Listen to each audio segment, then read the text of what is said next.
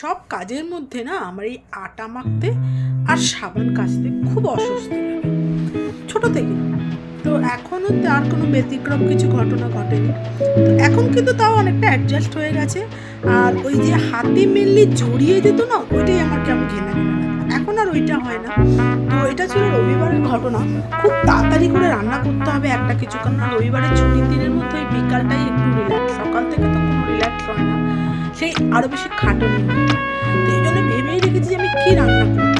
কদিন ধরে আমি খুব দেখছিলাম ইউটিউবে পেঁয়াজ পরোটা কীভাবে করা যায়।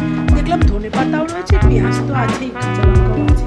কেটে নিলাম, নিয়ে একটা বাটিতে নিয়ে নিলাম, টেরা বেঁকা বাটি যা হাতের কাছে পেয়েছি তাই নিয়ে নিয়ে পেঁয়াজগুলো নিয়ে নিয়েছি, ধনে পাতা নিয়ে নিয়েছি, কাঁচা লঙ্কা হালকা করে কেটে নিলাম। আমি কাঁচা দিয়ে কাটি জানেন তো, কাঁচা লঙ্কা তো কেটে নিলাম।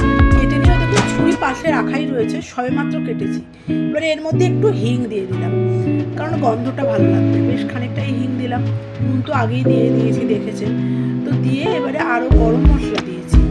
তো গরম মশলা আর এটা দিলাম আমি ধনে গুঁড়ো। আমার ধনে গুঁড়োর স্বাদটা খুব ভালো লাগে, আমার জিরে গুঁড়োর থেকে ধনে গুঁড়োর স্বাদটা খুব ভালো লাগে। ছোটো থেকে যেহেতু ধনে গুঁড়ো খেতে খেতে মানে অভ্যাস হয়ে গেছে, তো ওই জন্য এটা দিচ্ছি লাল লঙ্কা। ঝাল তো একটু হতেই হবে, নাহলে তো ভালো লাগবে না। আর এটা হচ্ছে গরম মশলা, শাহি গরম মশলা। তো শাহি গরম মশলাটাও দিয়ে দিলাম, দিয়ে একটা ভালো করে চামচে করে খুব ভালো করে মিশিয়ে নিলাম। মিশিয়ে নিয়ে এবার পেঁয়াজগুলো যতটাই চেষ্টা করেছি মিহি করে কাটার, কিন্তু আমি মিহি করে খুব একটা কাটতে পারিনি। এবারে আরও বেশি মিহি করে কাটিনি, কারণ একেবারে নরম হয় না, বেশি জল বেরিয়ে কেমন হয়ে যাবে। এবারে এটা দিলাম লেবু। এই যে লেবু দিলাম, লেবুটা দিয়ে একটু পরে আবার আমি একটুখানি আটা গুঁড়ো দিয়েছি। আপনারা বাড়িতে থাকলে বেসন দিতে পারেন, তবে আমি আটাই দিয়েছি। আটা দিয়েছি, এবার কেন বলুন তো, বলতে পারবেন কেন দিলাম? অবশ্যই বলবেন। আর যদি নাও বলতে পারেন তাহলে আমিই বলে দিচ্ছি। আটাটা এই কারণে দিলাম যাতে করে ওই যে জলটা বেরোবে, জলটা অ্যাডজাস্ট হয়ে যাবে। এবারে দিয়ে দিলাম আমি কাসুরি মেথি। কাসুরি মেথিটা দিয়ে আমি কালো জিরে দিলাম। কালো জিরেটা ভালো করে দিয়ে মেখে আমি একটুখানি রেখে তার মধ্যে আমি আটার মধ্যে পুর দিচ্ছি। এবারে দেখে নিন আটাটা কীভাবে পুর দিচ্ছি। আটাটা পুর দিয়ে এটা পুরো আমি ঘেঁটে করে ফেলেছি। একটা রুটি বেলে রেখেছিলাম, তার উপরে পেঁয়াজটা দিয়েছি। ওটা আর আমার রিল করে রাখা হয়নি। পেঁয়াজটা দিয়েছি, দিয়ে আবার এইভাবে কেটে কেটে আমি ওগুলো বানানোর চেষ্টা করছি। একদিনেই আমি এক্সপার্ট হয়ে যাবো, লাচ্ছা পরোটাও করে নেবো। আমি কি অত পারি নাকি? হ্যাঁ, তো ইউটিউব দেখলে কী হবে, ইউটিউব দেখলে কি আর হাতে করা আর ইউটিউব দেখে ভিডিওটা দেখে টেকনিক্যালি অতটা পারা যায় না। আমি তো পারি না, আমি জানি না কেন পারি না। ওই দেখুন কীরকম পুরো ঘেঁটে করে দিয়েছে। তারপরে একেবারে সিম্পলভাবে মা যেভাবে পুর দিয়ে করতো ওইভাবে বানিয়েছি। এই যে তিনটে যেটা করছি, এই তিনটে বলা বাহুল্য একদম ভালো হয়নি। এক তো প্রথম কথা ট্যাড়া ব্যাকা বেলা হয়েছে, ওই দেখুন পেঁয়াজগুলো সব বেরিয়ে বেরিয়ে আসছে আর ট্যাড়া ব্যাকা বেলা হয়েছে।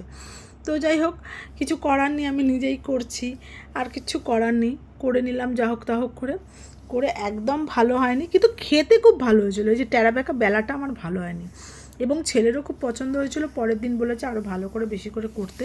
তো অবশ্যই আমি করব, আপনারাও বাড়িতে ট্রাই করবেন। এবার কারা কারা করেছেন সেটাও অবশ্য বলবেন।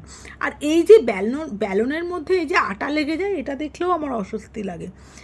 তো এগুলো সব আবার রাতেবেলা পরিষ্কার করে তারপরে শুয়েছি। তো এবারে বেলা হয়ে গেছে, বেলেছি সুন্দর করে, এটা দেখতে পাচ্ছি, তাই আপনাদের দেখালাম। এটা আমি গত রবিবারে করেছিলাম এবং ভেজেছি আমি ঘি দিয়ে। তো ডাক্তাররা যেহেতু সাজেস্ট করছে যে ঘিটা খেতে, তো ওই জন্যই একটু ঘি খাই আর কি। আর ছোটো থেকেই ঘি খাওয়া অভ্যাস, তো ওই জন্য ঘি খাই।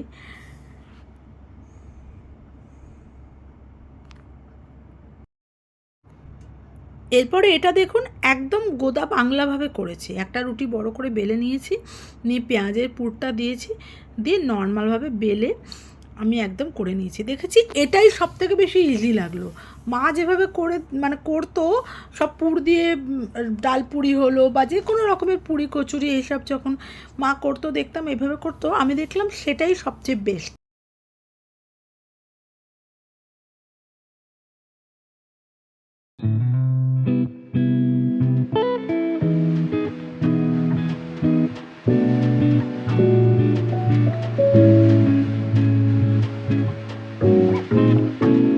ফাইনালি কিন্তু টেরা বেঁকা পরোটাটাও দেখতে বেশ সুন্দরই লাগছে। এবারে আপনারা বলবেন কীরকম লাগলো না লাগলো। শসা ছিল, কেটে নিয়েছি, আচার নিয়ে নিয়েছি। শসা কেটে নিয়ে দেখছি যে আমার থালায় রাখার জায়গা নেই, ওই জন্য আমি একটা কেটে নিয়েছি যে অতিরিক্ত যেটা ওটা পুড়ে গেলাম। তো যাই হোক, এই ছিল। আর এটা হচ্ছে চিকেন। এই ছিল সানডে লাস্ট রাতের ডিনারের ভিডিওটা, আপনাদের সাথে শেয়ার করবো, অবশ্যই জানাবেন। আর কাদের কাদের এরকম পেঁয়াজ পরোটার অভিজ্ঞতা আছে সেটাও অবশ্যই।